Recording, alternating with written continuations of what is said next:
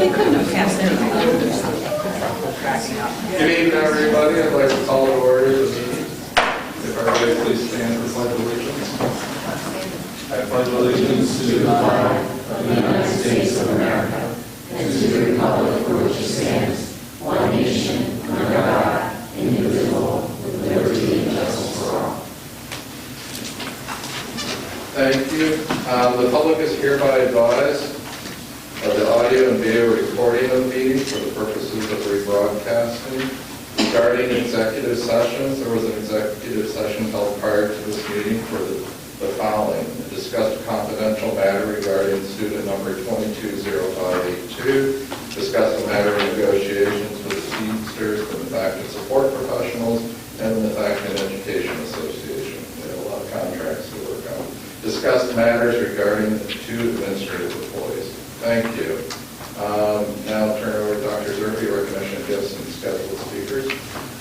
Mr. President, do I know no guest or scheduled speakers this evening? I recommend we go to reports. All right, thank you. In terms of reports, we'll start out with the Finance Committee. Mr. Ryan. The Finance Committee did not meet. I would like to mention, though, that the auditors were in.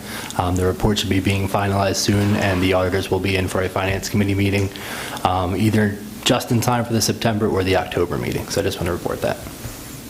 Thank you. And then the Property Committee, Mr. Dorn. Yes, we did meet prior to the work session on the 16th of August, specifically to talk about the following AEM work on our facilities study. And during that discussion, we kind of talked about the merits of not only what it would accomplish, but what it was in more deeper scope. There was courtesy of the floor. Mr. Anders and Mr. Bickelman asked additional questions regarding the study, and we adjourned at 6:59 p.m. Anything else? That was it. Okay, thank you. Thank you. And now on to the Education Committee, Ms. Reese. Education did not meet in August. We'll be back full force in September. Okay, now the Policy Committee, Ms. Aubrey Larson-East. Thank you. The Policy Committee met on August 15th at 6:30. We had almost the full committee in attendance. Ms. Reese was unable to attend because of a conflict with the VOTEC. We had several policies that we discussed, most of which we moved on to a first reading, and you'll see them on the agenda here tonight. In particular note, we had a lengthy discussion, continuing discussion on the student handbooks, which are up for a second reading this evening. We've made some really good progress in making them more user-friendly for parents and in trying to get them to be more consistent across all schools. I think we've made some great progress on them this year and will continue to do so for next year. There were no comments during courtesy of the floor. The meeting adjourned at 8:30. All right, thank you. And now on to the Intermediate Unit, Ms. Hackett. We have a meeting tomorrow night. We have not met since our last board meeting. It's all in the timing. The North Monco Technical Career, who's going to tackle this one? I'll start it, and then you add in if there's anything I missed. Okay, at our JOC meeting we had on the 15th, we had a whopping 18-minute meeting. So not a whole lot covered, but one good bit of news that does affect the district is the roofing project is 92% complete, so it's probably nearly completed now. No change orders so far on the budget, on that project, which means it will come in under budget. So now that remains to see, okay, what about the extra funds the district paid to that? So we'll see how that shakes out, but if we're up to me, I'd say we get that money back. So I don't know if you've heard anything, Dr. Zerbe, or not. Yeah, that's the plan. Okay, good.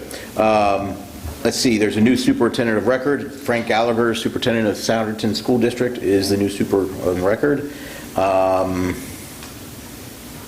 Basically about it right now, unless, Andrew, you got anything else? You hit the two big ones. The only thing I'll add, just for anybody who's interested, the VOTEC has a new website. Included on that website will be the board documents that hadn't been included before. So if anyone is interested in some of those meetings, the minutes are not quite as long as the minutes for these meetings. And the only other thing I'll add is that those students do start back a little bit earlier. So their first day is August 30th. So we wish them the best. All right, thank you. And now communication.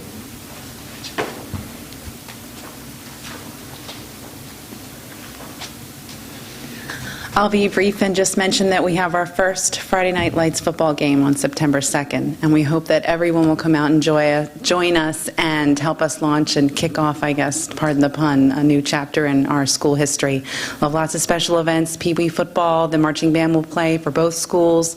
We'll have commemorative T-shirts for sale and special concessions, so it should be a great night. Thank you. All right, thank you. And the last is the superintendent's report. Dr. Serby. Thank you, Mr. President. The beginning of the school year for students is scheduled for September 6, 2016. Throughout the summer, many of our teachers have engaged in preparing and reviewing curriculum and resources in concert with Dr. Katona and others in her department. Over the past week, many of our teachers returned to begin preparing their classrooms for the school year. This work will continue throughout the next week, and our buildings will be readied and welcoming for students coming back. Our fall athletic teams, as well as our marching band, have returned to practice in preparation for the upcoming season of competition. The custodial, maintenance, and ground staff have been doing an excellent job completing cleaning and other assigned tasks, and our secretarial staff have been working with our administrators to prepare for the upcoming year, supporting the registration of new families and supporting teachers as they prepare to return to school. We also anticipate the return of our teaching assistants and office aides who are a valuable resource to our operation. We have several administrative changes as well, as you know. Each of these administrative staff have communicated with parents and held events at the respective schools to meet and greet parents and students. The Curriculum Instruction and Assessment Department has been working with our new teachers and working with our principals to schedule professional development for the year, as well as preparing for the rollout of the new math series at the elementary level. The Technology Department began its distribution of the Chromebooks to 10th and 11th grade students about a week ago. In addition, the technology staff have been working throughout the district to install new software and ensure that hardware and software throughout the district is ready for the start of school. I recently met with the drivers of First Student and their management to convey my appreciation for the work that they do for our children, our district, and our community. Letters containing busing assignments go out this week, along with the release of student schedules and teacher assignments. Members of my administrative team have also met with the new Aramark director, Lindsay Sinkowski, and she joins us as the new director. Lindsay is eager to meet the students and parents and familiarize herself with the kitchens and Aramark staff. We will be welcoming all staff back at our opening in-service scheduled for August 30th. And finally, I want to wish all of our students, staff, parents, a happy start of the 2016-17 school year. We look forward to bringing together our teachers, staff, administration, and the community to support the social, emotional, physical, and intellectual needs of our students. That ends my report. All right, thank you, Dr. Serby. Now we're going to move on to the public comment on board action items. Anyone? Sure.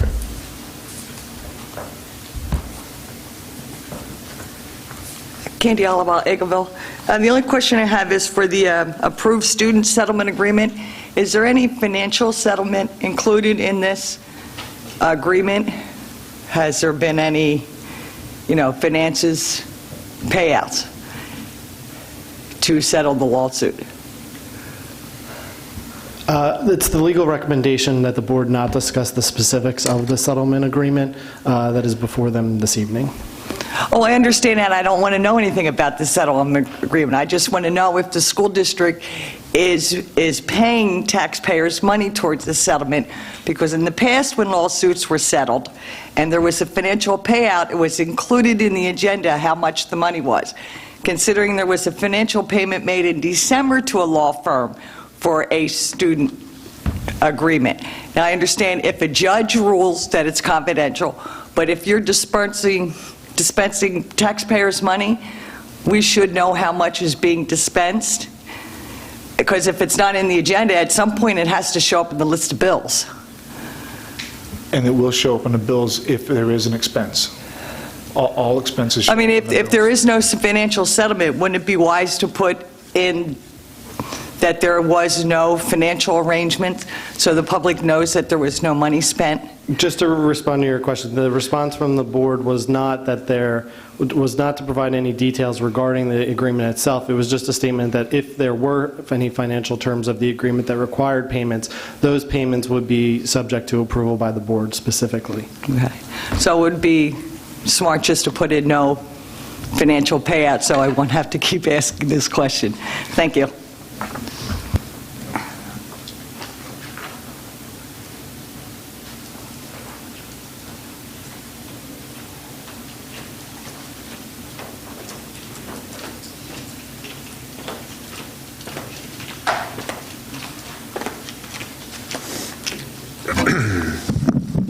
Jim Mollick, Worcester. These financial cases that Kenny was just talking about, are they sealed?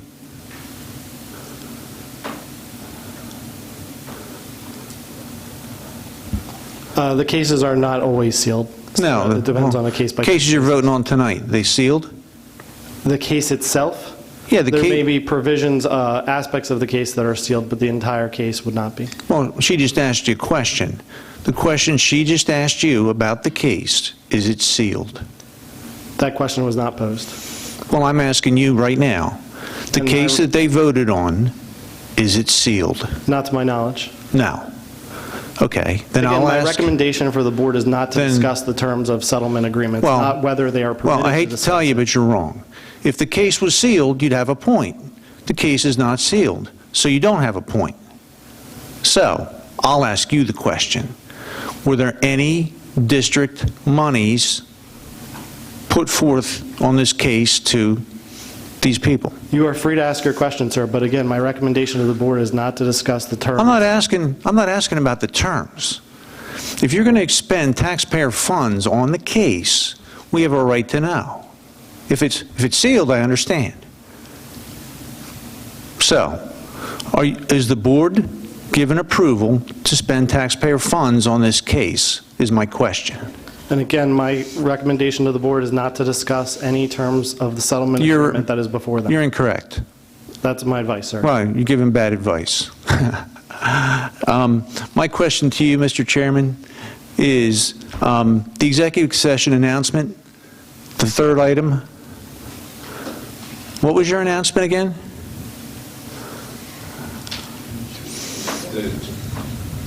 The discussion of the two administrative employees.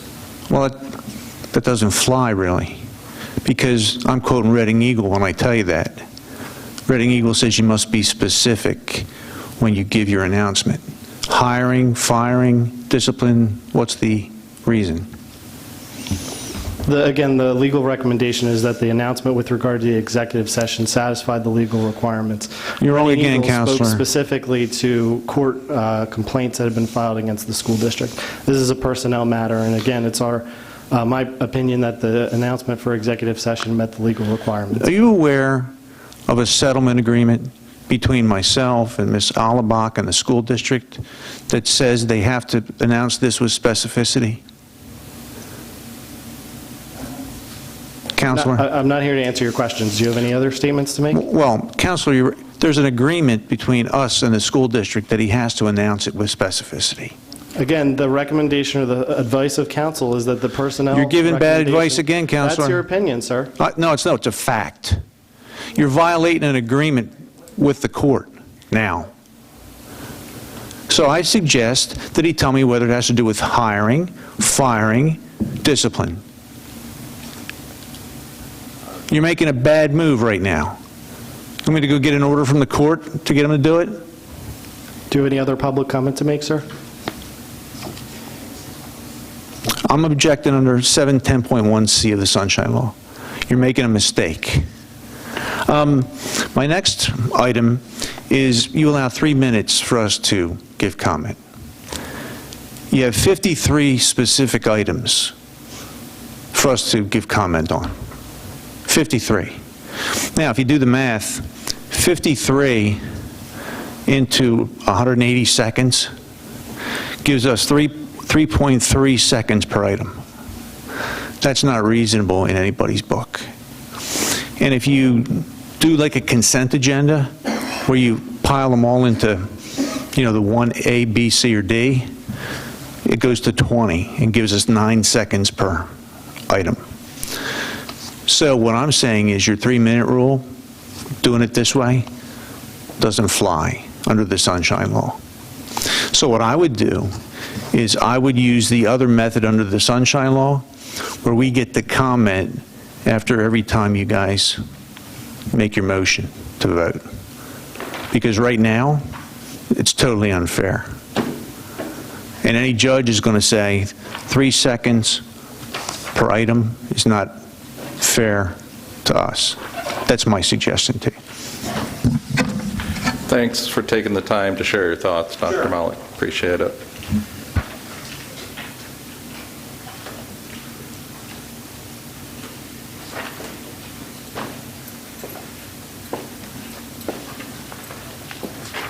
Gabby Winters, Lower Providence. I just wanted to thank the board and probably Ms. Lynch for letting the parents know when the teacher assignments would be out.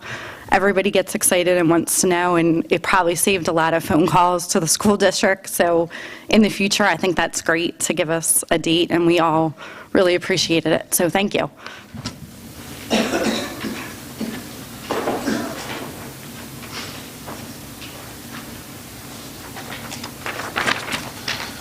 Joe Bickelman, Audubon. I also want to speak to the student settlement agreement. I'd like to know how much it cost the taxpayers of the district to settle the case. I don't need to know the people that are fighting the case. I don't need to know the student's name. I don't need to know anything like that. But I think we do have a right to see a number here. We have a right to see how much money is being expended to settle the case. I don't think anybody should go through future bills list and try to distinguish whether it's a Elwyn Institute or a special ed school in Maryland that the parent wanted their student sent to. I just want to see how much money the public is spending in their taxpayer dollars, how much it costs to settle that case. The number should be here. I know that it should be here. So that's all. Thank you. Since it's been brought up twice, are we able to give a brief explanation why it's not best practice to do that, or is it better to stay to not? Okay, I just wanted to ask. Thank you. Any other questions? Yep.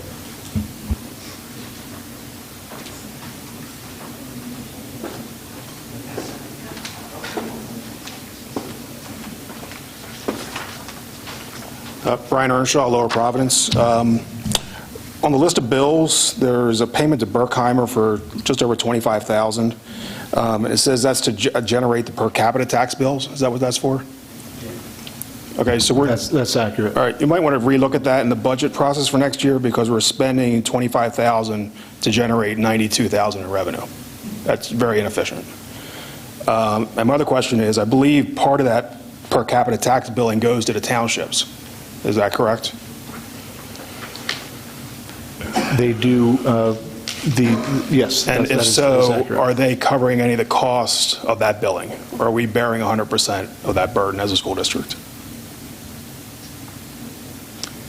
Something to look at for next year as part of the budget, because, as I said, it's very inefficient. If you look at what we pay to generate the bills for the property taxes, local taxes, it's just under $5,000. And that's like 80 million in revenue, I believe, somewhere in that neighborhood, so something to take a look at.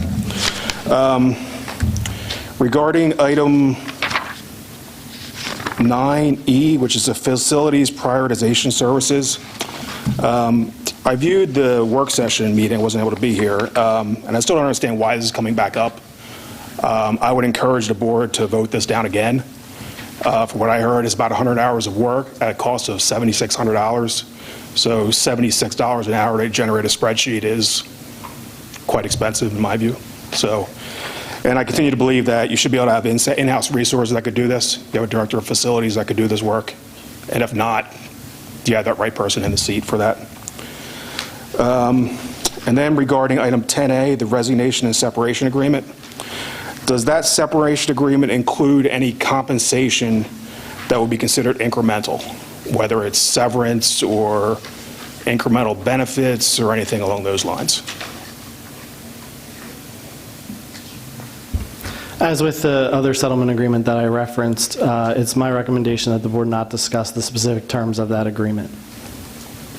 Is there a confidentiality clause in the agreement? Are you going to give me the same answer? Again, discussing the agreement, whether Okay. what the Well, clause would be against that. If the answer is anything but no to my question, it's not really a resignation, in my view, so. I don't know if that agreement's going to be made public at some point or what, but again, it sounds like I think should be disclosed, but we'll have to agree to disagree. Thank you.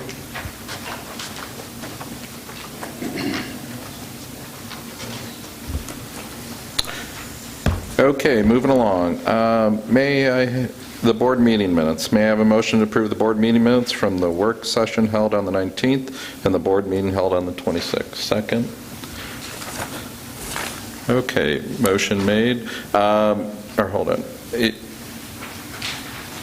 Any comments from the board? Sorry. Yeah. I had a concern at last week's meeting, and that has been totally straightened out. Thank you very much. Any other comments? Okay, all those in favor? All right, that passes. Now let's move on to the fiscal items. We have the list of bills, the treasurer's report, and the superintendent. Well, let's just do the list of bills and the treasurer's report. May I have a motion to approve the list of bills and the treasurer's report? Second? All right, any comments from, Jim, why don't you go? As far as Berkheimer, is there anybody else that does it and that would potentially be cheaper, or is this something that we can RFP? I think we can definitely look into what that, I think I got to do two things. One, I got to determine, if the full dollar amount listed on the bill is associated with the mailing of only the per capita tax. That sounds a little high, but I need to determine that. I know it's part of that for sure, because that's how it's labeled on the list of bills, but there could be other matters associated with the full payment. Secondly, if it is that full payment, I can certainly look to find out if there's a better way to handle that process, because it doesn't make a whole lot of sense spending that amount of money for the return. Absolutely, understood. Any other questions? Okay. All those in favor? All right, passes by 9-0. Now moving on to the next one, superintendent salary adjustment. Approve the amount of $2,613.75 to be added to the annual compensation of $174,250 for the superintendent of schools effective July 1st. May I have a motion to approve that? Second? Any discussion? Okay. All those in favor? All right, passes 9-0. Now on to the student settlement. Approve the student settlement agreement between student 220582 and the Methacton School District. May I have a motion to approve the student settlement agreement? Second? Any discussion? Yes, I will be abstaining from that vote because I was not present during the executive session's discussions on it. Okay, thanks, Herb. Jim? After our vote here tonight, will the agreement be subject to right to know, and will that be available? When will it be available, that agreement? And will we be letting people know when we make the payment that it will be in the treasurer's report?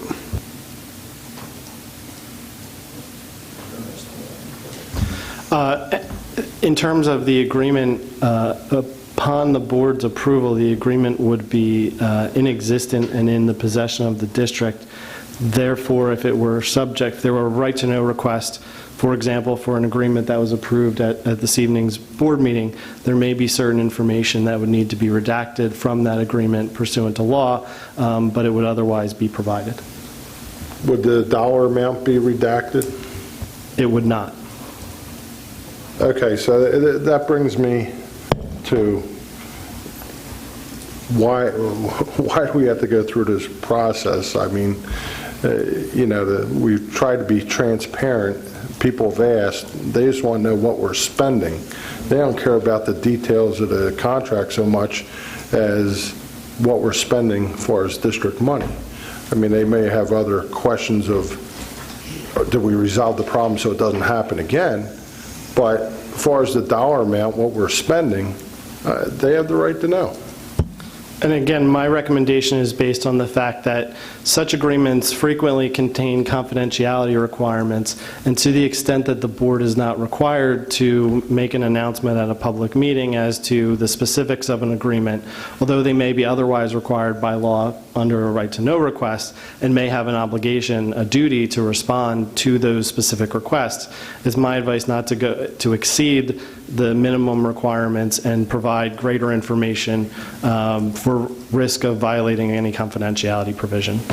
So after we vote on this, under public comment at the end of the meeting, if somebody asks us for that number, to me, that's like a verbal right-to-know request. So, well, verbal right-to-know requests do need to be made in writing, and there is a review process that the district undergoes to ensure that all information that is confidential is removed prior to providing the requested documents. I'll ask one last thing. By giving up that information at this meeting, does it hurt the district to give up the dollar amount that we would have to pay out? Again, my recommendation is to not release any information beyond what we are legally required to do. The other part of it, too, Jim, is while, we discuss certain dollar amounts and we approve them at the meeting, not everything is finalized. So things can change.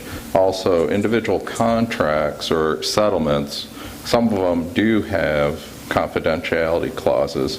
So if I sat here and said this one was $75,000 or this one was $10,000, I haven't reviewed all the contracts and everything, or the agreements, and everything is not settled at this point. So there is some level of risk of saying any dollar amount because all the parties involved have not fully agreed to that. The court has not accepted all that, and it's not finalized at the point we're approving. We're saying we agree to that, but things can change.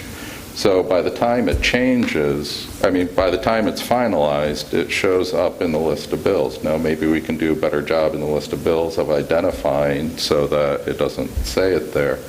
So, there is a certain level of risk of if I know a dollar amount and I sit up here and say it, I might be violating some of the terms of an individual settlement.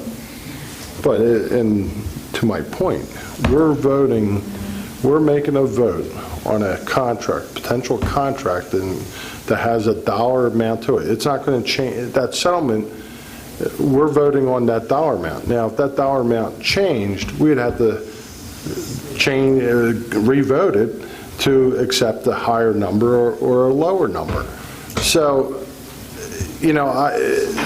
it's just being prepared for it. And this is something that I said in executive session as far as the numbers, because the last meeting that we had with the settlement, people of the public asked questions. And that's why I asked as far as being transparent and whether things were sealed. And ironically, Jim asked those questions tonight. And, I've been down this road for years with transparency of the board. Any other comments? Oh, Brenda, you have something? Yes, actually, I have an issue with us not having an amount to be able to approve, especially with the concern that perhaps the number might change. It seems to me that the board is responsible to approve amounts of what it is doing and authorizing the district to spend money in those ways. I have a question, and it may not, only because I just had a really crazy day today, so my brain is like fried. How many settlement agreements has the school district done in the past year and a half, and the amounts have changed? Okay. Because you have, I don't know. And the thing that gets me is that if you have a settlement agreement maybe the wording needs to be changed. So you have the, accept the student settlement agreement between student X and Smith Acton School District in an amount that will be determined in the courts and reported on once the settlement is finalized, okay? Because it seems to me that if you have a settlement agreement for $10,000 now, and then, well, wait a minute, we have to go back and do this, and now it's 15, or no, wait a minute, now it's 30. Well, it seems to me the board has to revisit that every time, because I certainly do not want to approve a settlement agreement for $10,000 tonight. Keep in mind, I don't know what it is, because I wasn't there. Hypothetical. Tonight for 10 grand and have it balloon into 50 grand. You see where I'm going with this?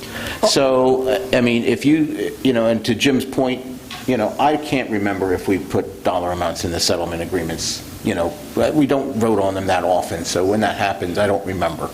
So, I don't know. That's just my 2 cents there. And I'll just add that any agreement in which an amount changes would need to be provided to the board. Certainly, the board has a right to see all agreements that come before it. It's just a matter of releasing that information or announcing it publicly at a meeting versus perhaps releasing it to the public through another mechanism, as Mr. Phillips indicated, perhaps such as the right to know. All right,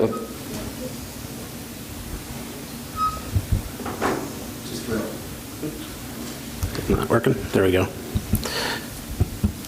Just real quick, I think that the lesson learned here is for us to look back at this and find, to the point that somebody has to go through the process of a right to know for something that they can get.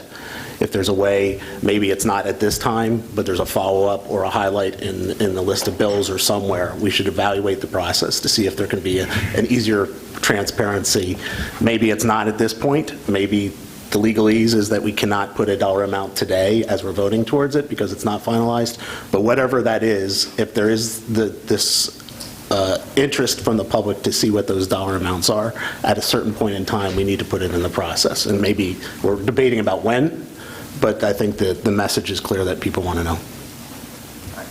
I just have one more comment. I would tend to agree. I mean, we voted on a number, we didn't vote, we discussed a number in executive session, and if it needs to be written that, the number shall not exceed, then I'd be okay with that, because then we know the maximum upside that we've approved. So I would agree that we need a process that we can make this a little more transparent, and I also agree, I hate frivolous work. So if it's going to be available in a right to know, then I see no reason why we couldn't disclose it in session. well, the takeaway is for Dr. Zerbe and the legal to review the process and see if there's an appropriate way to bring that forth. And I'll just add, I think we can certainly have a discussion about legal risk associated and how to balance that with transparency, but I think that because of the need to discuss the risks that might be associated in disclosing a specific amount, that is a conversation that should be had before making that determination. Real quick. If there's no confidentiality agreement, can we go to the microphone? Yeah.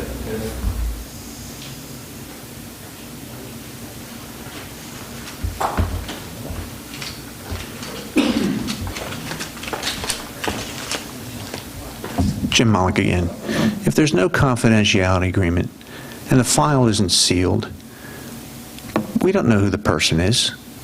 They're anonymous. So there's no reason why you guys can't give us a dollar figure, because we're footing the bill. It's common sense. So if there's no confidentiality agreement, the file isn't sealed, the person's totally anonymous, there's nothing to prevent you guys from giving us the number. It's just common sense. Thanks. Yeah, I agree with that. And, if tomorrow you put in a right to know request for it, at some point you would get that information because it's public information. So we're going to revisit the process and figure out. But I shouldn't have to do that, to be honest with you. I mean, I think what he's saying is let us. We're going to work. I'm just giving you guys food for thought. Yeah. I mean, it makes sense that if it's sealed and it's confidential, we shouldn't get it. But if it's not sealed, it's not confidential, and it's totally anonymous, you can't possibly be doing anything wrong. It's our tax money. Yeah, I agree. Thanks. Always appreciate your comments. All right. We had so much discussion that now where am I at? Okay. We did the comments. Okay, all those in favor? None against, one abstain, right? So we pass 8-0. Okay. And the abstention was Mr. Roth because he did not attend the session where we discussed it. All right, facilities. Approve the, may I have a motion to approve the facilities prioritization services as presented? Motion. Do I have a second? Second. Any discussion? Sorry. I voted no the first time, and we revisited it. I still have some reservations. I actually spoke to Mr. Dorn, being the property committee, to explain it even more than the work session, because it does sound like it should have been in it the first time, and it does sound like something that could be done in-house. However, due to the scope of the report and the project, I do now understand why it was brought back to the table. I was kind of concerned, but I do, after more discussion, understand why it was brought back and why it may be needed. To answer, Brian, your question about why it was brought back, what I tried to say at the working session, maybe I didn't say it clearly, was I thought there were people that had enough additional information that they should share with everybody, that I didn't know if it would change anybody's opinion or not in terms of voting, but I just wanted to make sure all the board members were as educated about it as possible. So that's really why we brought it back, really the only reason. Okay. I just want to go on the record as saying I have concerns about the process that we've followed with this. When it became apparent that there were not people present that could shed sufficient light on the subject, it should have been removed from the agenda for voting. I don't like the fact that we are bringing this forward again, because I believe that it sets a dangerous precedent of allowing ideas or motions to be put on the agenda repeatedly, despite the fact that the board has already voted on them. Again, I just don't want to see this become a precedent, and I don't think it's a good direction for us to be going. I think that's a very good point. Any other comment? Yes. So this is a recommendation from the property committee. Is that? We discussed it in committee, and 2 out of 3 people did recommend bringing it forward to the work session. And as chairman, it is my recommendation, yes. Okay, thank you. Yeah, and I want to echo that point too, that we did discuss this again extensively, and given the scope of the work that needs to be done, I think that if we were looking at a different project and something that was a lot less, yeah, doing it in-house would make sense. But given the fact of the facilities study that was done and the sheer volume of information that has to be sifted through, quite frankly, I don't want to take a chance on this being done incorrectly or something being missed or just, I've been down this road too many times where we've had problems, and I said this in the work session, too many things not be attended to correctly, therefore costing the district even more money.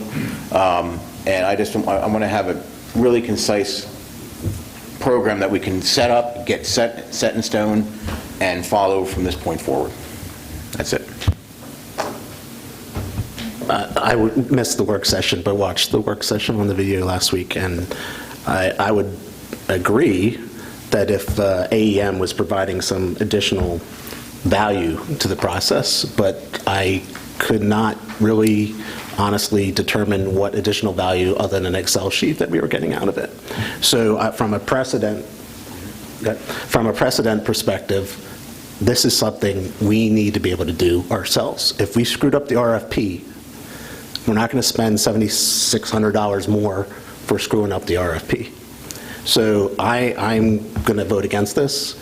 I recognize that Scott and Herb and Kim know more related to property, but to me, this is a little bit of a precedent-setting vote.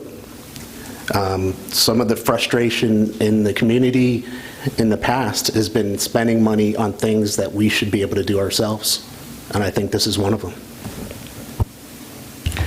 I'd like to argue that point. It is not a simple Excel spreadsheet.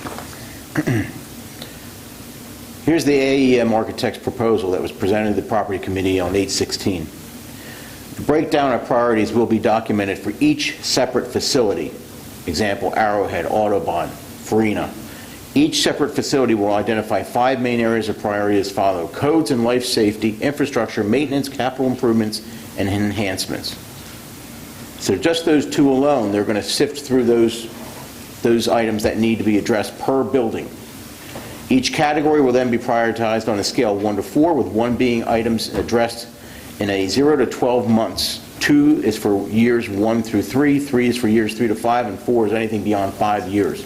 So we will have a prioritization schedule on what needs to be addressed and how severe the issue is. They're also going to identify what items are suggested to have operating procedures established, as well as those that include independent work. Independent work items will be identified for only priority categories 1 and 2. Everything will be delivered in a spreadsheet in a PDF format, as well as an Excel file that can be used by the district for updating in future years. We propose to complete this work during the month of August. Well, hey, we're almost done that, so this has been floating around for a while. 1 review meeting is anticipated, and a final review with the Building Property Committee in September, or whenever they get this done, if this is approved. So it's not just a simple Excel sheet, and quite frankly, I think that's, if you look at things like that in a simplistic way, you're asking for trouble.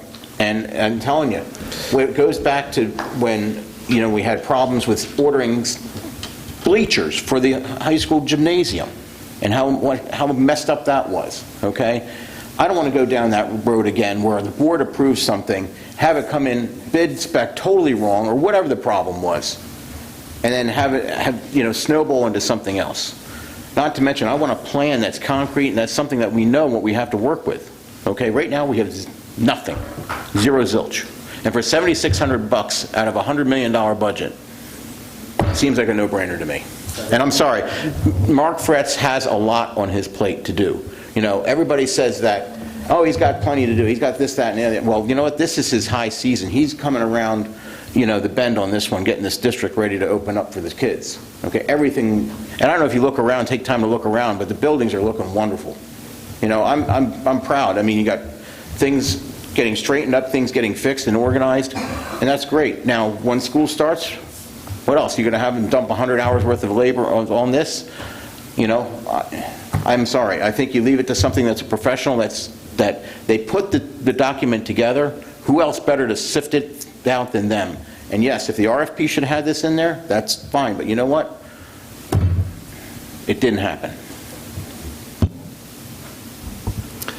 I would argue on the other side that you read through the bullet points there. The only thing material that's changed is the Excel spreadsheet. The data related to the timing, the priority by schools, the timing of those in not the exact buckets we're asking for this time, but in similar type of buckets are there. There's immediate need, there's longer term needs. Nothing is organized in that binder. It is not organized in any way, shape, or form. It says everything you're saying, but it's not organized. But Herb, you just referenced items that are already in the existing draft. Mm-hmm. That's the point. We're not paying $7,600 for anything additional. We are only paying $7,600 to take that PDF binder and put it into some format that we can use going forward. And I respectfully disagree. I believe that we are getting a document and an Excel spreadsheet, a working spreadsheet that can be used from years from now to keep up with the facilities that we have. And yes, you can add to that as we need to. As well, you all know, something is every year something new is going to be needed to be addressed. And now you have a way to track it, and you have your big pile of stuff that's organized and ready to go, and you add on to it. Okay.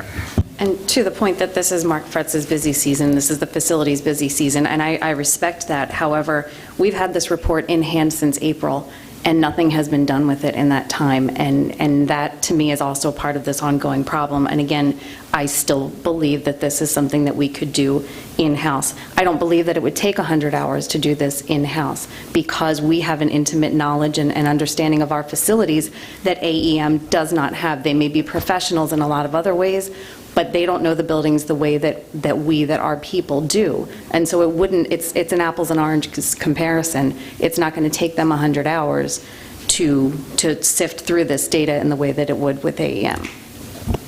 I'm sorry, I didn't realize that we were experts at doing this stuff. Quite frankly, I wouldn't even think about endeavoring in a project like this unless I knew exactly what was going on. Yeah, okay, so you're going to have Mark Fretz do it all. Okay, so say it takes them 80 hours to do it. I'd like to give the other board members opportunity to speak, please. Quite We'll just work our way down the simply, table. we're just talking about, Herb brought up life safety issues. Is Mark Fretz a licensed engineer? Okay, he's not. So we have ADA issues, we have state, local, probably federal code. So we have all these codes that have to be interpreted to even identify whether something's deficient or not when it comes to life safety. So if he's not a licensed engineer and he looks at that ramp over there and the handrail and he says, oh yeah, that looks fine to me, in his professional opinion, but an engineer looks at it and says it should be 3% or less grade, and the ADA, when they come in to do your sidewalk ramps, it's that 3%. It doesn't say plus or minus. So if it's 3% 0.0001, it's a fail. So, we're going to throw all the liability on the district by saying, hey, this non-engineer is going to make all these decisions on the life safety issues and the ADA issues and code, fire code, any type safety code. So $7,600 is pretty cheap insurance considering, I don't know, what's the value of all the buildings? I mean, but we're citing life safety issues. That's not what any of that says, though.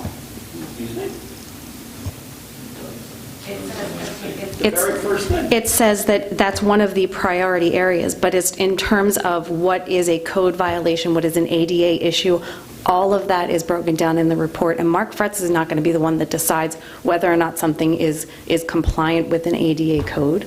That's not what we're talking about here. We're talking about prioritization of work. We're not talking about doing the work. We're talking about choosing what work gets done. So Mark has an understanding that if there's an issue, it's grandfathered in, or if it's something that is down to ADA regulation that we have to do it retroactive to a certain date. It's on the report. It's prioritizing the report for him. Have you looked at the report? I'm not on the property. See, here's the problem. Here's the problem with the way this board manages time. We form all these committees, okay, to give us recommendations, so time is spread up evenly or efficiently, okay? And then when a committee recommends something, we just sit here and argue it the whole time, never vote on it, you table it, and then it's another 2 months down the road. If the property committee took a vote and approved it for recommendation, I'm willing to take their recommendation because they're looking into all these aspects.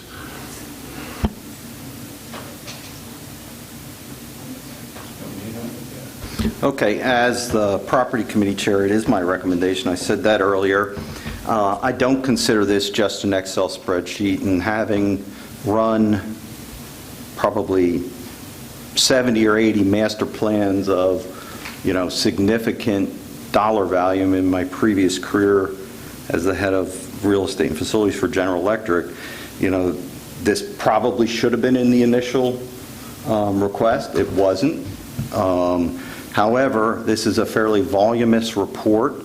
There's a lot to sift through. There is a significant amount of, I'll call it adjacencies or sequential work that needs to be done that the engineering firm identified, and they will include in the report, so that as we go to bid a roof and we have other works, whether it's structural work, masonry work, et cetera, that need to be done so that we don't void a roof warranty, those will be identified up front so we can have a much leaner and improved bidding process at the end of the day. And I think, you know, they also said they'll build in some inflationary work. We could probably do that as a finance committee, but they'll build that in based on a set of criteria that's in the architectural and engineering world that says, you know, how much is inflation in this particular trade or this particular group expected to go up over time. So I do think that for $7,600, we aren't getting an Excel spreadsheet. We're getting a workbook that our district can use along with this document, which I have read many, many, many times, in order to drive better decision-making across the board. So it is my recommendation that the board does it, and I do think that it will improve our ability as a committee and as a board to analyze the kinds of work we're going to need to do, and then be able to go out to the public and say, we're requesting these millions of dollars for our facilities over these time periods in order to improve our school district and our infrastructure, et cetera.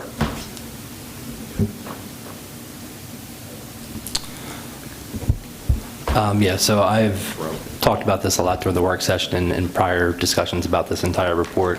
I, again, will vote against it. If we're talking about the report that we have over here, and I'll go by the bullets, breakdown of priorities by school, it's in the report. We're talking about codes and life safety. They address as accessibility and code. It's one of their categories that they list in here. Okay, we want the AIA 2-digit code. Well, what's more important? Do we want the code, or do we want what the code stands for? Because this actually is very structured. Mr. Roth said that this, you know, it really isn't organized in any way. Actually, every school is organized in the exact same way. It's architectural to electrical, mechanical, plumbing. And every 4 of those categories has specific categories underneath of it, which is labeled in the exact same way in every section. So it talks about structure. It talks about exterior masonry, doors, windows. So it does get back to the spreadsheet thing. If we want to do all of our windows at the same time, it tells us. We have it. It does. A lot of this really does boil down to just having an Excel spreadsheet.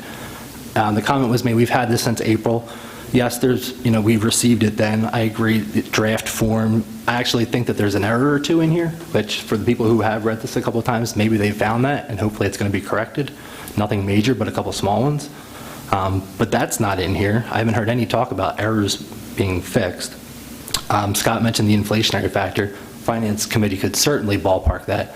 And when we're talking 1%, if we're off by a little bit, we're really not going to be off by that much. I think inflation we just heard was 0.8. I think Herb brought that up in a prior discussion. So again, this is just stuff that we have in front of us. And busy season or not, we've had months to put this together. And I've said it before that it should be done in-house. And I tested it. Hey, let's see what I can do on my own time to put this in. I can do it, and it didn't take me 70 hours. It didn't take me 100 hours. And in terms of a consulting firm, a big red flag would be if somebody tells you it's going to take you 70 to 100 hours, and they're only charging you $7,600. I can't tell you a consultant out there in any field who can be billed at that rate. It is substantially higher. This is just a way to get some more money out of us, and this is something we need to be able to do in-house.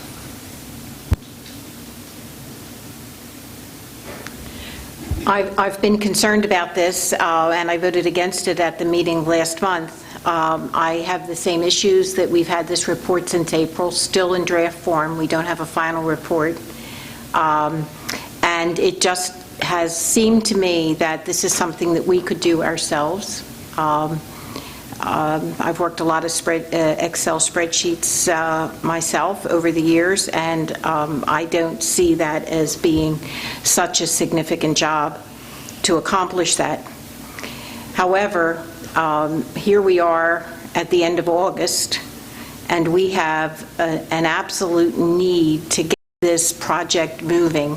And based on the approach that we've done, the administration knew that we did not vote for it at the last meeting, and yet evidently nobody's working on it at this point, so another month has gone by.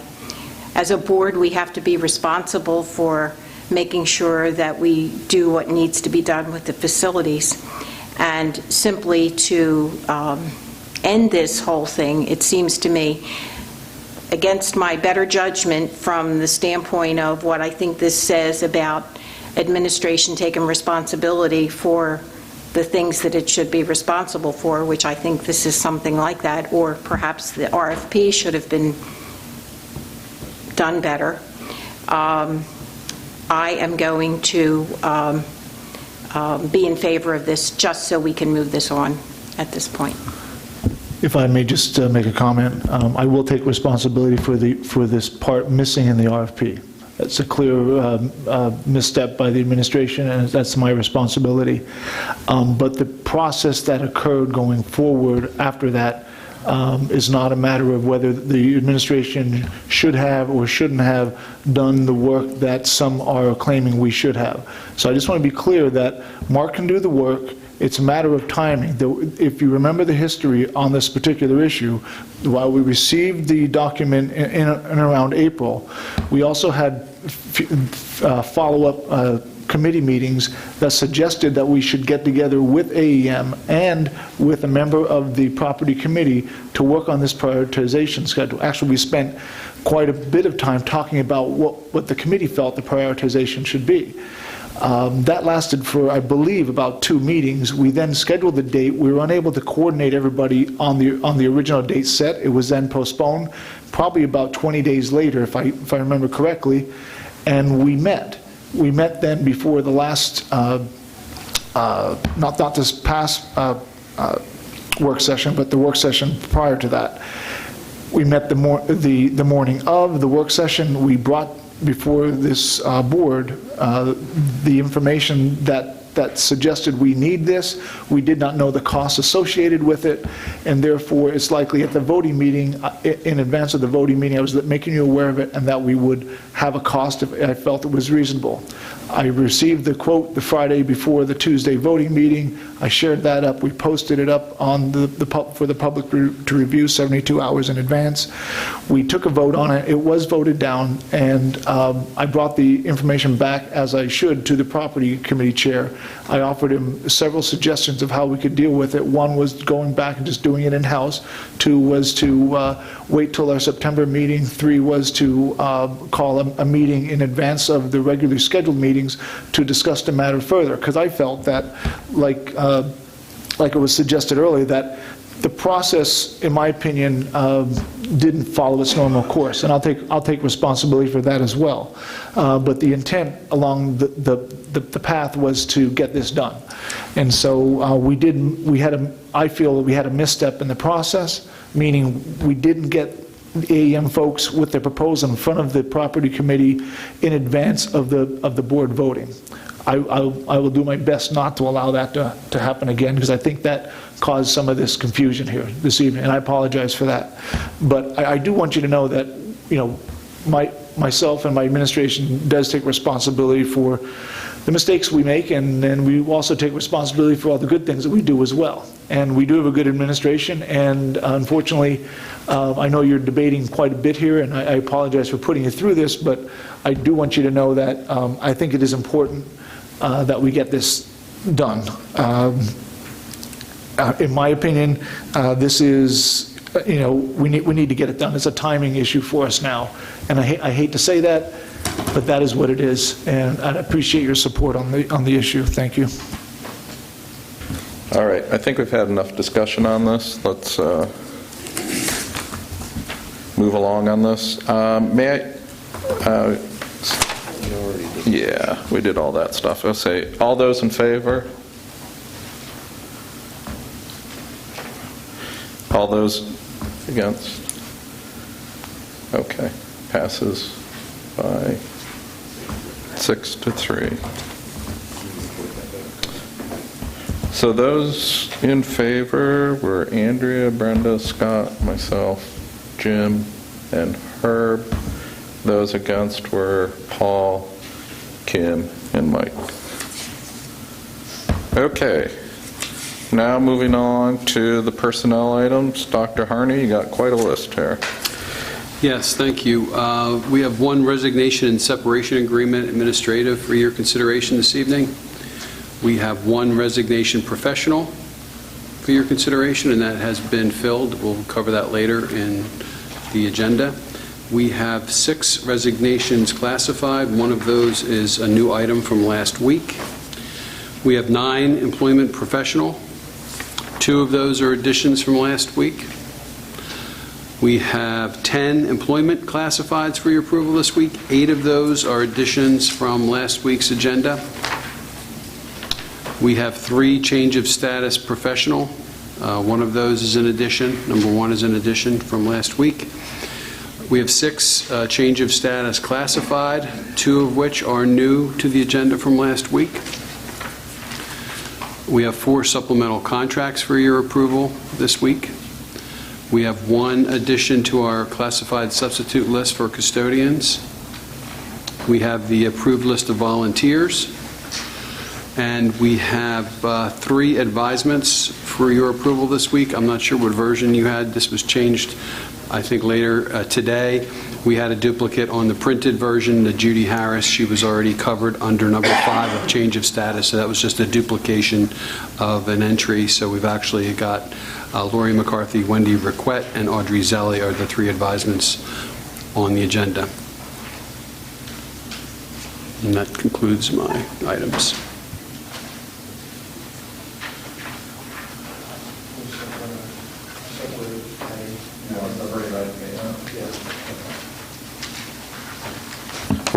Jim has asked that we separate A out. Is anybody else got anything else they want to pull out? No, I just wanted to, Chris, just want to make sure you are aware that we have the, I don't know, what you might have something different than us, but we do have one with the Judith Harris on the advisement, so I didn't know what you had, just so you were aware.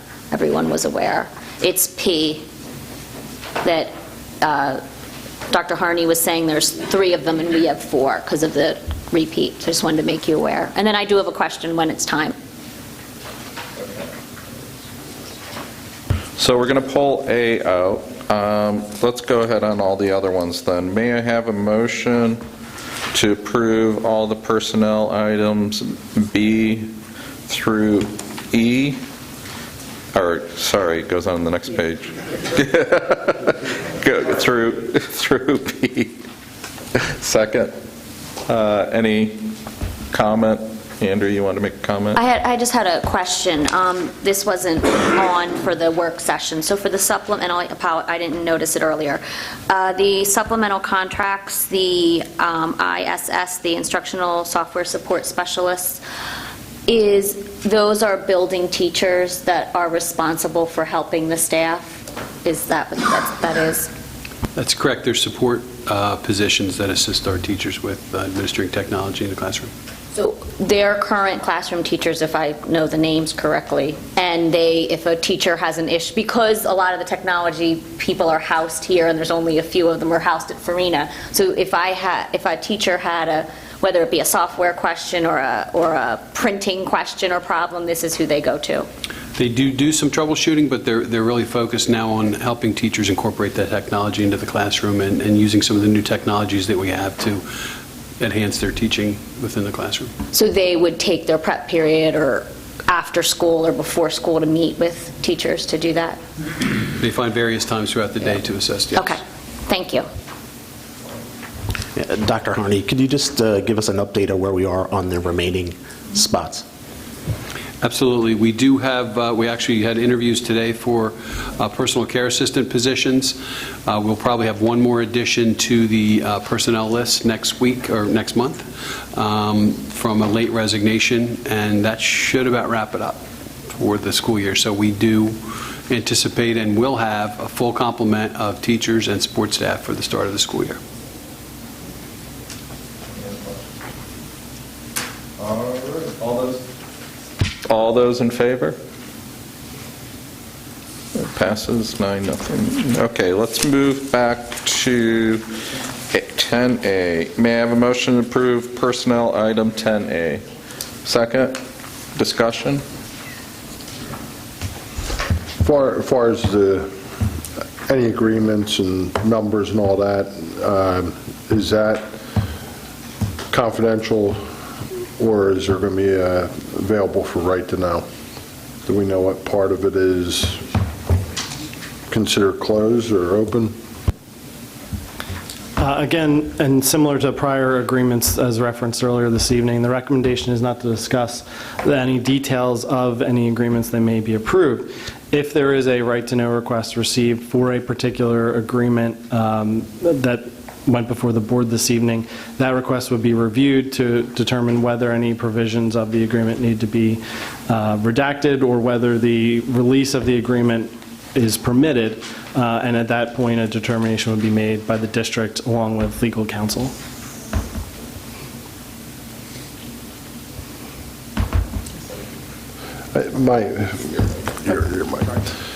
So my simple question is there a confidentiality clause to this agreement that we can't post any type of payments or anything, those details? So I'm voting on this tonight. So is that clause in there that we can't share it with the public? Again, my advice is not during the public meeting to discuss the specific provisions within the agreement. Why? The agreement can certainly be made available to board members and should be made available to board members and was made available to board members. All right, any other? All right, all those in favor? All right, anybody? So passes 9-0. All right.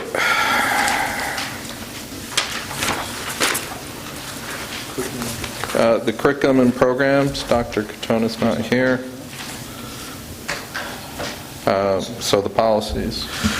This evening, there are 7 policies listed for first reading that will not require an action by the board this evening. However, there is a recommended action for the 3 policies and the handbooks as listed under 12B for your consideration and vote this evening. Thank you. May I have a motion to approve the second reading policies as presented? Second. Any discussion, any comments? Paul, why don't you go first?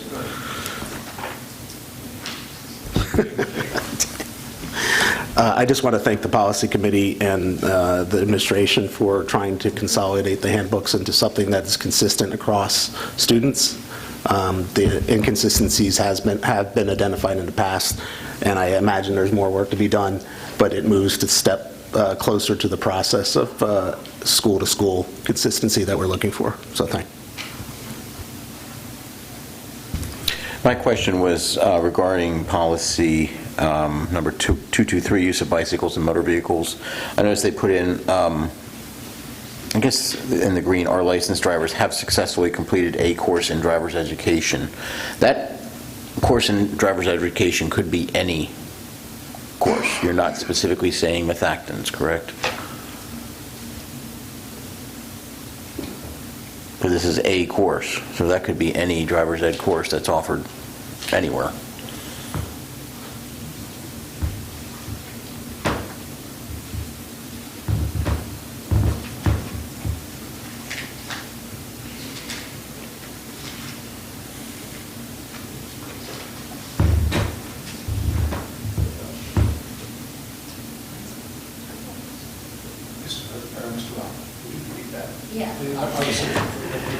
The board shall permit the use of motor vehicles by secondary students in accordance with district rules, provided that such students, and this is the new part, which I'm assuming, are licensed drivers, have successfully completed a course in driver's education, have followed established procedures and obtained required permit, et cetera, et cetera. But the thing I am questioning is a course in driver's education. Are you saying it has to be the Methacton course, or can it be any driver's education course? Because there's like Bluebell Driving School, there's all these other courses out there. No, it says a course, because there's... It doesn't specify. It doesn't specific. specify. Yeah. All right, that's fine. I just want to make sure that everybody's on the same page, because sometimes some students can't get access to that driver's ed course because it fills up so fast. Yeah, we're one of the few schools that still provide that. And it's highly enrolled. It's all contingent upon how this reads. It's all contingent upon the rules that the administration puts forward in accordance with those pieces. Any other questions? Okay, all those in favor? Against? Jim, are you in favor? Okay, just a leave. Okay, passes 9. Okay, let's move on to the other and the transportation schedule. Yes, for your approval this evening is approved bus stops and the following parameters: ridership per bus calculation, target of 2.5 students per seat in grades K through 6, and 2 students per seat in grades 7 through 12, where the targeted maximum ride time for public school students is 50 minutes, and for non-public students in district is 60 minutes. We, just for complete disclosure, because we do not post the bus stops for safety reasons, we did provide the bus stops in advance to the members of the board for the review, but then the following parameters are also listed here. So there's 2 parts to this: the bus stops that you received and the parameters associated with it. Okay, may I have a motion to approve the transportation schedule as presented? A second? Any discussion? Paul? Mr. Andrews had made the point related to the non-public students. Can we just make I assume, that some of these students are well beyond our borders, within 10 miles, and some of these 10 miles are not necessarily easily accessible? Is that the reason that we have differentiation of targeted times? That certainly is part of the differentiation, and as part of our presentation last week, where it's obvious that that some students are riding in excess of our public students, we still have a little bit of work to complete yet. So those ride times may be shifted, preferably lower than what the maximums are, but that's what we're working on right now. So that's why we're approving the parameters associated with this, so that we can get this right under the scope of this type of work. Yeah, I just wanted to point out it's not a deliberate differentiation between non-public and public. No, it just happens to be that we're driving long distances and congestion. That's a good point. Any other comment? There's been a lot discussion around the transportation in the last few meetings, and I wanted to say that I appreciated Mr. Schock and the bus drivers and First Student, and although we know there needed to be rerouting, and we voted for some savings in transportation, and we're trying to do what's best for students and what's best financially and what's best for driving times. It was brought to our attention that this affects the school drivers' salaries, and I just wanted to acknowledge that all the work that they do, and I just wanted to acknowledge that, although this makes sense, it does, in a perfect world, it wouldn't affect anyone's pocketbook, and so I did want to acknowledge the drivers, and I did want to make, on just a quick personal note, I had to call transportation today at an unexpected childcare arrangement, did not identify myself, and Amy from the office was fantastic and got right back to me with an answer to a question, and I just appreciate it, and I appreciate all the work that's been done by everybody and will be done, and let's cross our fingers that it's smooth. Yeah, I just had a question in terms of some specific wording in here where we have target of and targeted maximum. I thought I was under the impression that we were going to have the scattergrams back with the most recent number of students per bus and what the ride time was, similar to what we had seen in the preliminary. I know we have these new bar charts where it lists the number of students falling into a particular bucket, but we do not now, it's kind of changing how you're seeing things, so we never see the final product. And what do we mean by target? Do we have an allowable a margin of error that we could be plus or minus? I mean, can some of these buses that, we're saying we're trying to keep it, for Audubon, I think all buses are over 60 students per bus. Are we allowing 70 students, 65 students? I would kind of hope that we had saw the detail behind this.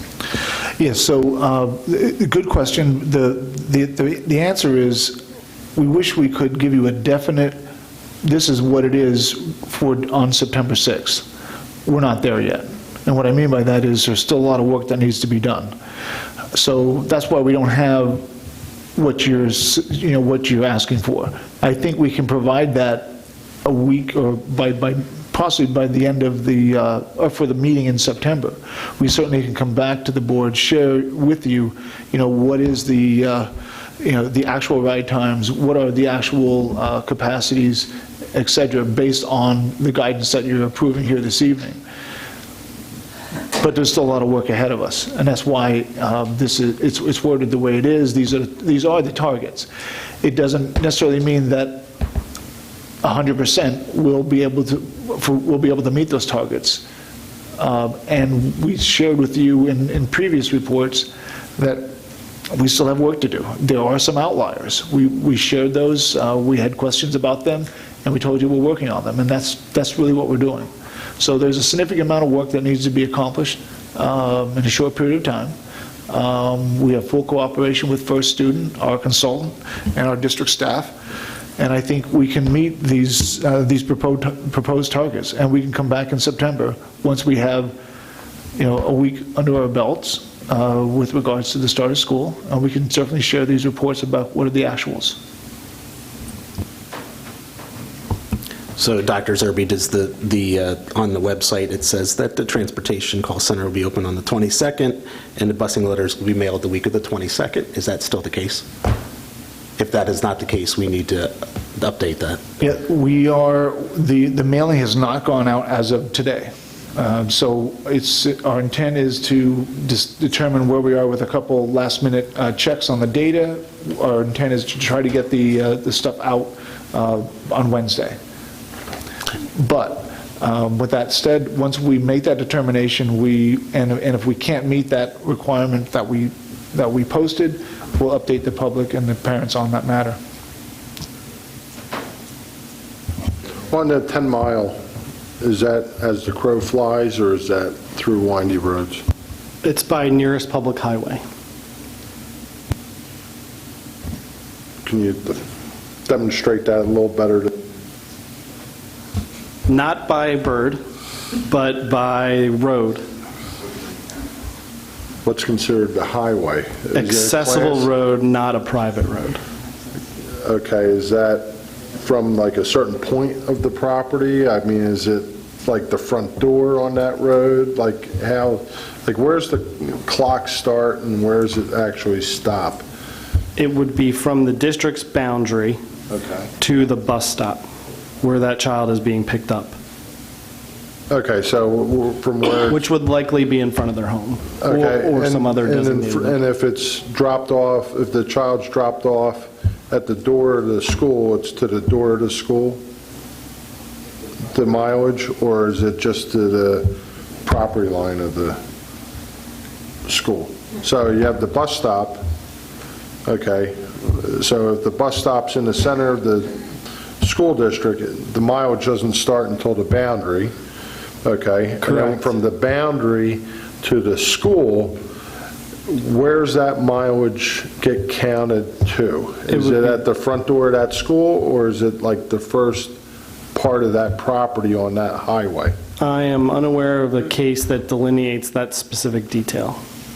My understanding would be where the school is where you would enter the property for the school, because it's the school property, is the property of the school, is the school. That would make sense, but we know how that can... Anybody else? Okay. To what Dr. Zerbe said about the letters, the communication going out, I would stress the importance of that. We've committed to delivering this information to families by a certain date. I know that childcare arrangements can be contingent, work schedules are contingent upon this information.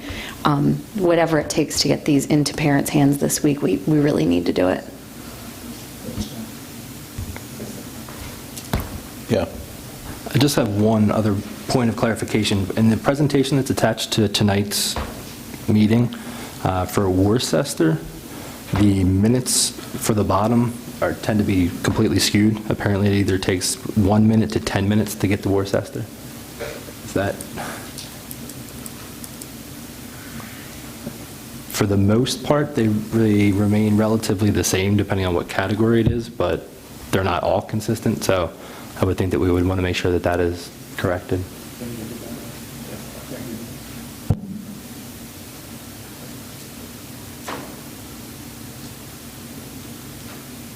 All right, any other comments? Well, my comment is I appreciate everybody's effort in this process. I know this year we reorganized the bus schedules and the routes extensively, more so than it's been in previous times, so I appreciate everybody involved with that. I appreciate the bus drivers stepping up to this. You know, we recognize that the beginning of the last school year was rough, and we're trying to do everything that we can to alleviate that happening again. What I would like to see in the September board meeting is kind of a report of how those first couple of weeks and everything went. So, you know, we have guidelines of where we want to be from parameters. It'd be nice to see some of that data, but also what were the family's experiences, and, you know, if any bus drivers have any issues, come and share them with us, because we'd like to really understand how that first, especially few weeks of the month go, and is there anything that we can do to address any of that. You know, we'll keep our fingers crossed and hopefully have a nice smooth sail through that, and we'll all be happy and proud of ourselves. But, you know, let's have that discussion in September and get that on the meeting agenda. Also, I'd like to say to the bus drivers, you do make a difference to the kids. I still remember Mrs. Fagerstrom from my elementary school. She was the best bus driver I ever had. So you do remember, people do remember those impressions that the bus drivers make. All right, all those in favor? Any opposing? No. Okay, that passes by 9-0. Moving on, we have the dates for board members' calendars listed there. We are going to be starting up again with all the committees, so we'll have the September 7th, the education, September 8th, the policy, September 12th, the property, September 14th, the finance, then we'll have the board working session on the 20th of September, and the September 27th meeting. In terms of old business, the one yeah. Is that 7:30 on the 20th, or was that from the original aspect that the policy meeting was front-ended? We're advertising it that way, so it's 7:30. I'm just, because we do not have the policy meeting in front of it. That's why I'm asking. Oh, so move it to 7 maybe? I'm just asking if that's the correct. Don't change it. Okay. Yeah. Yeah. Yeah, Mike. I don't think we changed that. Yeah, let's just leave it the way it is advertised. Yeah. Those are already posted, so we can go with those, yeah. Yeah. I just had a question in regards to the Finance Committee meeting. Will a member of the administration from the Finance Department be at the Finance Committee meeting? Will we have anyone from the administration? We'll determine that. Okay, thank you. All right, that's that. Moving on to old business, the one item I did want to bring up, we're continuing to try to finalize Dr. Zerbe's new contract. I was hoping to have that on the agenda for this meeting, but Due to timing, we didn't get it there, and so I want to get that on the docket for September, if at all possible. And I look forward to putting that behind us, and hopefully Dr. Zerbe agrees to the singing in public meetings clause we're putting in the contract. All right, any other old business? Any new business? All right, moving on to courtesy of the floor.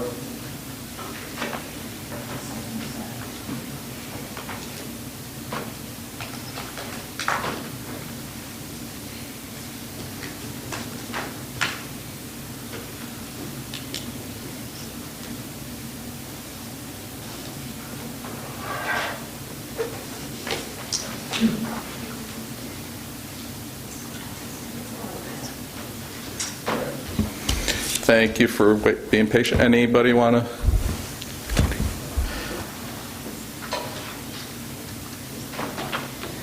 Candy Alaba, Eagleville. This issue with these settlement agreements and these lawsuits, I understand the attorney's viewpoint that he's to advise you to the best of his ability because the board hired him, but he also gets paid by the taxpayers, his law firm. Now, I've sat in this room for 10 years and watched lawsuits get settled, voted on and settled, and there was dollars amount there.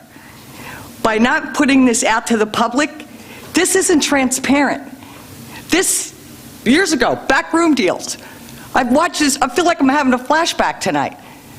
Unless it says in the agenda it is confidential, and a judge's ruled as confidential, there's no reason a dollar amount can't be in there. Because this is taxpayers' money.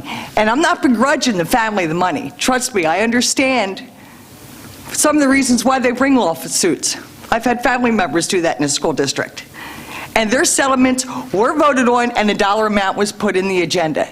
And to sit there and say, we have to put in a right-to-know request for the amount? No. You're discussing this in public. Your board goals are transparency and open dialogue. And as far as the settlement agreement, unless that, the separation agreement with Mr. Laws, unless that was ruled confidential, there's no reason why we should know how much he's being paid to leave. That's our money.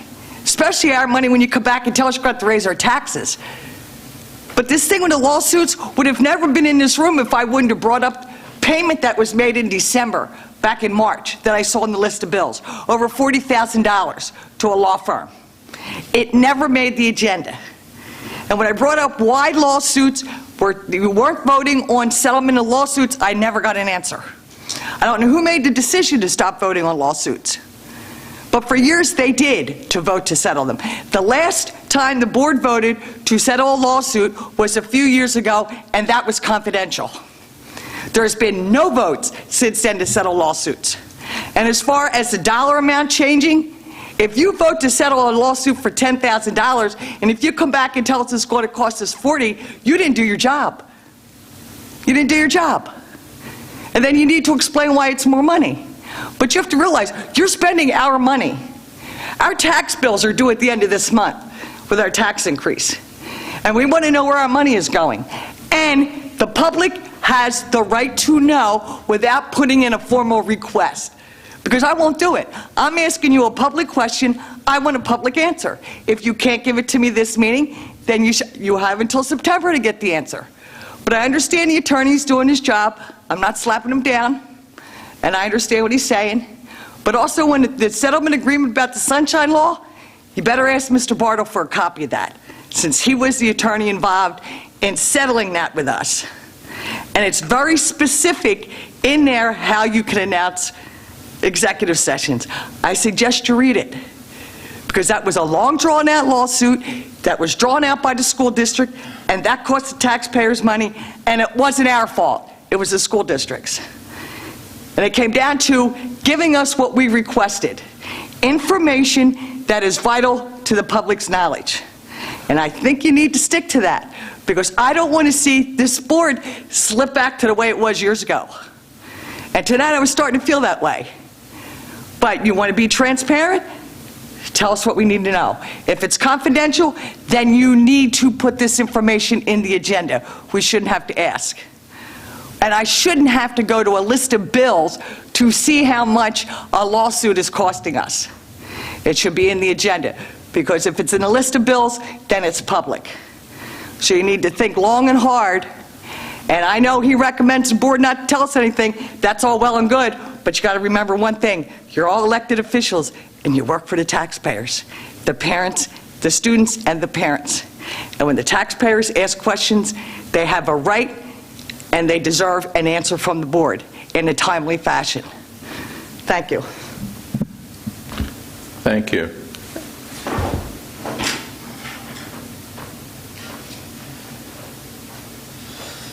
Joe Bickelman, Audubon.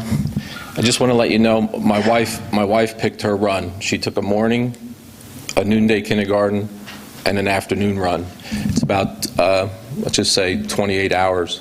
Last year, she took the same thing, about 36 hours. She's 8th in seniority, so she'll be able to bid on something to fill in between morning and noon, and she can take like a work study and grab some hours, you know, taking special ed kids to their places of employment. And she's also she's going to be like a tester, a third-party tester, help out training and things like that, so she can grab hours that way. But she's 8th in seniority. So I've been around bus drivers this summer, and I've been around lately bus drivers, so I'm hearing, how am I going to pay my bills? My wife's, if she doesn't fill in, and compared last year's to this year's AM, noon, and PM, it's about $8,000 loss, plus the benefits going up. You know, we're already paying $5,700 a year for benefits that aren't nearly as good as what they used to be. So I just want to let you know that, because everybody down below on the seniority list, they're all going to get less and less hours. So I just want to make you aware of that.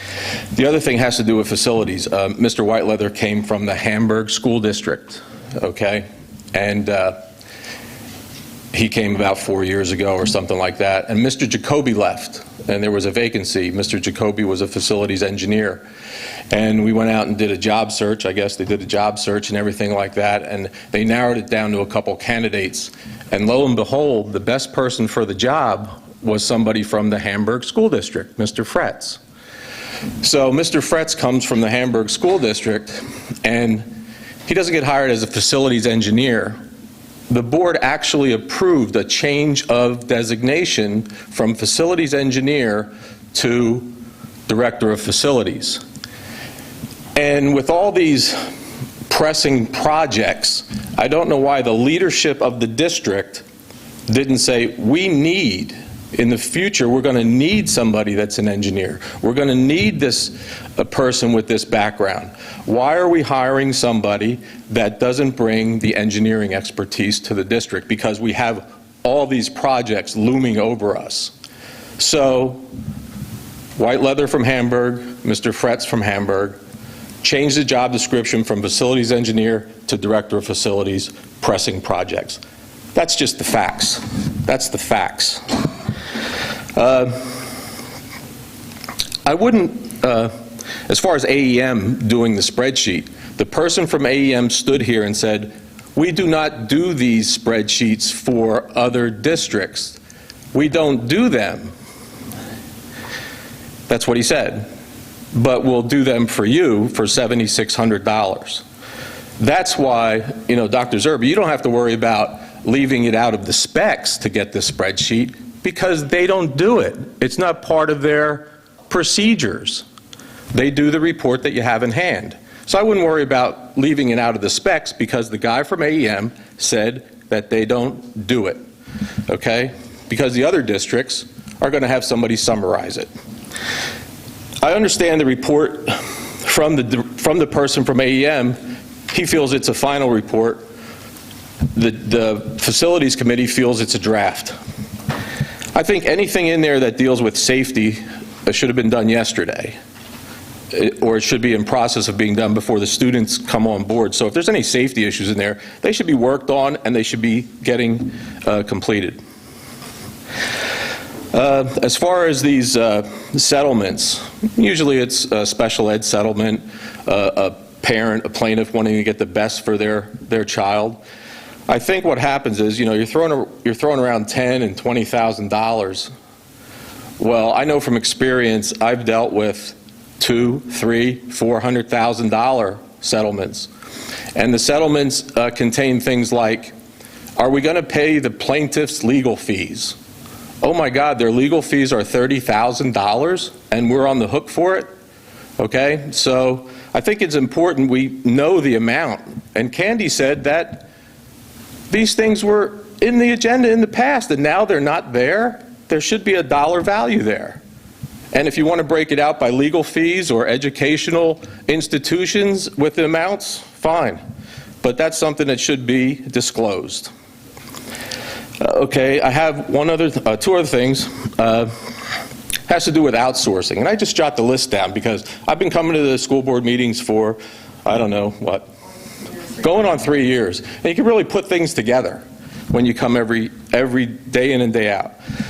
We outsource the food service people. We outsource the transportation people.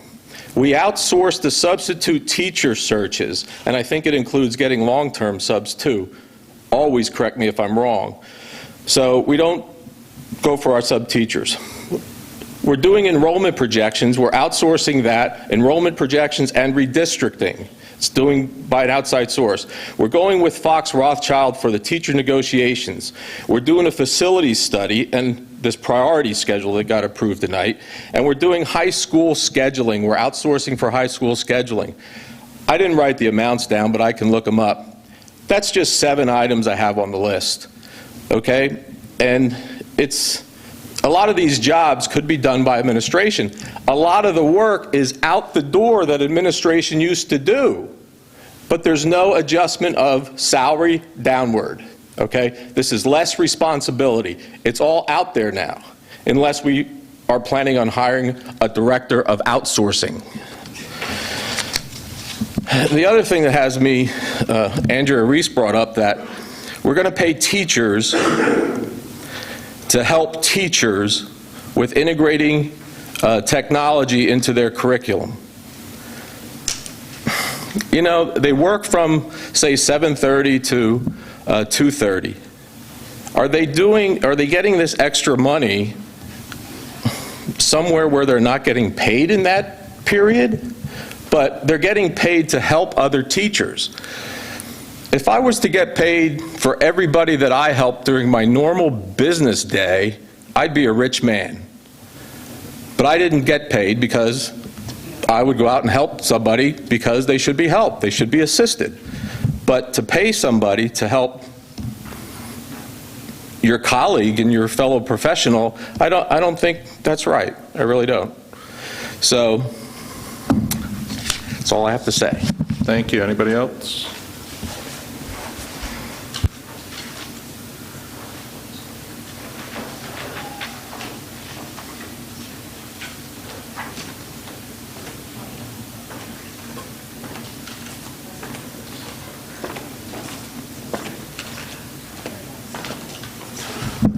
Jim Malik, Worcester. Am I to understand that the board voted on a resignation and document that they didn't see in item 10A? Did you guys see the separation agreement when you voted on it? You guys saw the document? Because it sounded to me like some of you guys didn't maybe see the document. No, You guys- we saw it in executive session. So you guys saw it. And when you saw it, was it something the public could see after your evaluation of looking at it? After you guys looked at the document, when you looked at it in exec session, was it something that you felt the public could see? I mean, we aren't in a position to make that call. We No? rely on the legal counsel. Well, no. I'm not talking about your reliance on legal counsel. I'm talking about you when you looked at it. Forget the legal counsel at this point. When you looked at it, did you feel it was something the public could see? Forget his opinion. You have no obligation to answer that question. Well, you'd have to listen to him, to be honest with you. You're a board member. You're chairman of the board. You'd have to listen to him. Okay. As far as that's concerned, I was here at the last, I guess, when was I here? Back in May? Yeah, 2-3 months ago. And I had talked to you guys about fixed costs, the debt service. And, I like the way that, you guys engage me when, I bring up things. Mr. Ryan didn't feel it was, he didn't want to engage me when I was here. I left, and then he had comments when I left. So I'm here now, and you can engage me now, because I'm going to talk about fixed costs again, because the debt and the debt service in the district is a fixed cost. Would you agree with me on that? Would you like to engage me now that I'm here? It is not a fixed cost. We have to vote on our debt. Anything that is required to be voted upon is not a fixed cost. So you don't believe... We could restructure, and what do we do this year? We just had a restructuring that we voted down. So no, it's not a fixed cost. You don't believe it's a fixed cost, right? So you feel we can take money out of the general fund and pay it off? Is that what you think? As is board policy, I'm not going to get into this dialogue. You asked the question, I answered. Whether you agree with me or not, that's up to you. Right. So you think we can take money out of the general fund and pay the debt off? Is that what you think? I mean, you're head of the finance committee, so you think we can take money out of the general fund and pay down the debt? Is that what you think? Or there's no restriction on the bonds? No restriction on the bonds, so that we can just go ahead and refinance all the bonds at once? Is that what you think? I mean, I'm just trying to figure it out. Because everybody I talk to says that they're a fixed cost, meaning we can't really manipulate the bonds. I mean, one may come up occasionally for refinancing, but on the whole, they're a fixed cost. I mean, that's what I've been told. We have a contract negotiation coming up. I was wondering whether you guys looked at the teachers' salary lists. Have you looked at the teachers' salary lists? Can any of you guys tell me how many teachers make over $90,000 a year? Not off the top of our heads, but we're reviewing things. I'll give it to you. 30 of them. 30. Can anybody tell me how many make over or are making $99,000 a year? 20 of them. And of the teachers that are making $90,000 a year, can you tell me what the benefits costs are? Because you guys are going to be negotiating the deal, right? You guys don't know what the benefits costs are? Anybody up there know? It's not a question and answer period. Oh, I'm sure, but I know what your salary is over at where you work at Springford. $72,000. I know your salary. I actually just got a raise. That's good. Well, I'll tell you what the benefits costs are. Retirement for the teachers that are making $99 grand. $30,000 for retirement. Medical, $16,000. Prescriptions, $4,000. Dental, $769. And vision, $74. You know what that total comes out to? $51,000. Now, I'm going to help you guys out because you have to negotiate teacher's contract. You got 30 teachers making over $90,000 a year. You got 20 of them making $99,000. And of those teachers making $90,000, they're costing us $51,000 in benefits. So with those numbers, what do you guys think you can do for us when it comes time for negotiations? Here's the guy paying for it. He doesn't have any kids in school. Right here. Those people there too. And me, I'm giving you guys 13 grand. I'm giving 13 grand to you because you got 3 kids here and you're getting subsidized to the tune of $60,000. You got 3 kids here at $21K because it's $21,000 per student. here to educate. 21 grand to educate one student here a year. Those are your figures to start with. So, guys, I'm just trying to help you out here, okay? Thank you for sharing your thoughts. Anybody else? All righty. If there's nobody else, may I have a motion to adjourn? Second. All those in favor? All right. Thank you, everybody. Appreciate you coming out.